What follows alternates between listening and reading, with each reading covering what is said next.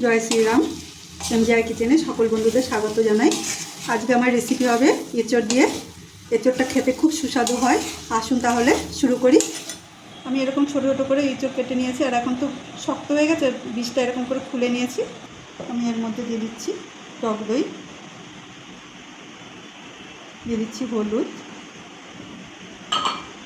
দিয়ে দিচ্ছি আদা বাটা, কাশ্মীরি লঙ্কা গুঁড়ো, দিয়ে দিচ্ছি লবণ, দিয়ে দিচ্ছি পুদিনা পাতা, আপনারা তাজা পাতা দিয়ে নেবেন, আর দিয়ে দিচ্ছি ধনে পাতা কুচি।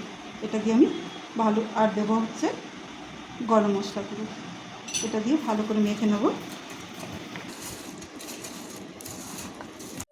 ভালো করে মেখে নিয়েছি। আমি এবার এইভাবে 30 মিনিট ঢাকা দিয়ে রেখে দেবো। আমি এর মধ্যে কিছু মশলা করে নেব। আমি গোবিন্দভোগ চালটাকে ভেজে নেব। আমি চালটা লো ফ্লেমে ভেজে নিয়েছি, এবার আমি নামিয়ে নেব। আমি ঠান্ডা হতে দেবো।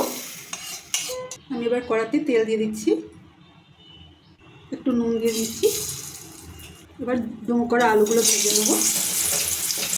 আলুগুলো ভালো করে ভেজে নিয়েছি, এবার তুলে নিচ্ছি। গরম কড়াতে দিয়ে দিচ্ছি তেল। গরম তেলে লবঙ্গ, এলাচ, দারচিনি আর 2টো তেজপাতা সম্বারে দিচ্ছি। ভাজা ভাজা হয়েছে, এবার দিয়ে দিচ্ছি পুদিনা পাতা। এটা একটু ভেজে নেব। লো ফ্লেমে ভাজা হচ্ছে। আর আমার এটা শুকনো পাতা, আপনারা তাজা পাতা দিলে দেবেন। এবার দিয়ে দিচ্ছি টমেটো পাতা, দিয়ে দিচ্ছি খুব সামান্য লবণ। এঁচড়ে লবণ আছে তার জন্য, আর টমেটোটা সেদ্ধ হওয়ার জন্য লবণ দিয়েছি। আর দিয়ে দিচ্ছি কাঁচা লঙ্কা বাটা। এটা টমেটোটা গলা অবধি কষিয়ে নেব। ঢাকা দিয়ে মশলা কুক করেছি, টমেটো গলে গেছে, ভালো মতো নরম হয়ে গেছে। এবার আমি মেখে রাখা এঁচড়টা দিয়ে দেবো। বাড়িয়ে আমি এবার ভালো করে কুক করে নেব। চাপা দিয়ে কুক করেছি,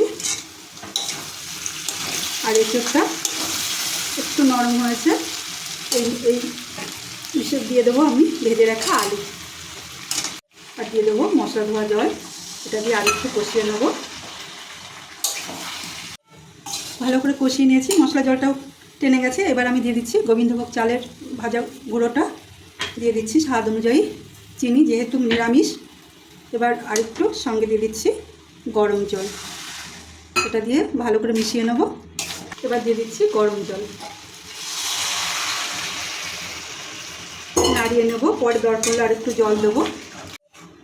কম মশলায় সুন্দর একটা কাঁঠালের রেসিপি।